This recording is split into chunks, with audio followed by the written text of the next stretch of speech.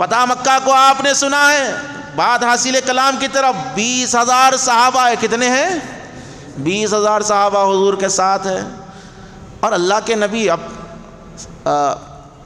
حجت اللہ علی العالمین میں روایت آتی ہے کہ اللہ کے نبی علیہ السلام کے ہاتھ میں عصا مبارک ہے، کعبے کے باہر بتائیں اندر بتائیں، حضور کعبے کے صحن میں داخل ہوئے، آسے سے جو ہے ایسا بت کو اشارہ کر رہے ہیں تو گر جا رہے بتا، آسے کے اشارے سے، کس سے؟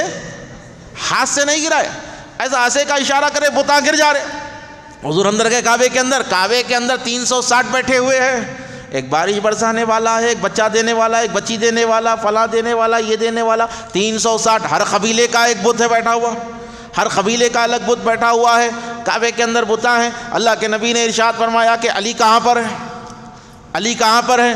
مولا علی شیر خدا رضی اللہ تعالیٰ کہا یا رسول اللہ، آپ نے یاد کیا؟ کہا کہ علی یہ کعبے کے اندر جو ہے یہ جو بت ہے یہ نکالنا ہے۔ کہا کہ یا رسول اللہ ٹھیک ہے میں کھڑا ہو جاتا ہوں، آپ میرے کندھوں پر چڑھ جائیے اور بتوں کو گرا دیجیے، یہ بتوں کو گرا دیجیے۔ اللہ کے نبی علیہ السلام نے ارشاد فرمایا علی نہیں، تو نہیں، میں کھڑا ہوتا ہوں میرے کندھوں پر تو کھڑا ہو جا، میں کھڑا ہوتا ہوں میرے کندھوں پر تو کھڑا ہو جا، بتوں کو گرا۔ یا رسول اللہ میں خاتم آپ کے مبارک کندھوں پر، آپ نبی میں نبی نہیں۔ اللہ کے نبی نے ارشاد فرمایا علی نبی چاہے نیچے ہو یا اوپر ہو، نبی ہوا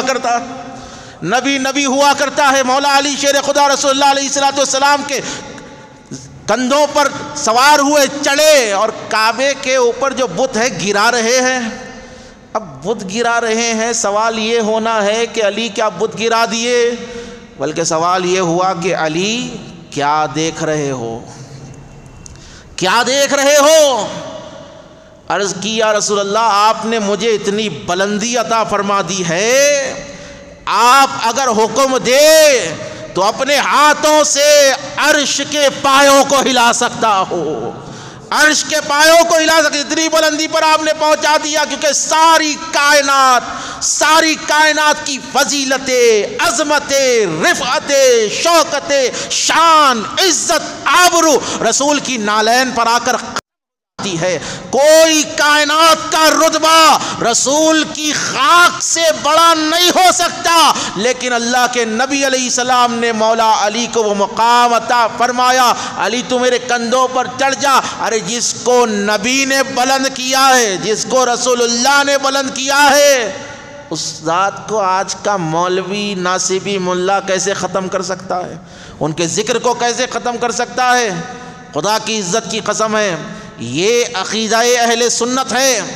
کسی بھی روایت پر کچھ بھی شک ہو، یا ابھی کھڑے ہو جائیں یا نماز کے بعد مل جائے، انشاءاللہ تعالی دلائل کے ساتھ بات ہوگی۔ اگر آپ کو یہ روایتیں سن کر کچھ تکلیف ہو رہی ہے تو استغفار پڑھے، استغفار کی کثرت کرے، اللہ سے توبہ کرے، یا اللہ میرے سینے میں وہ دل دے جو اہل بیت کی عظمتوں کو سمجھ سکو۔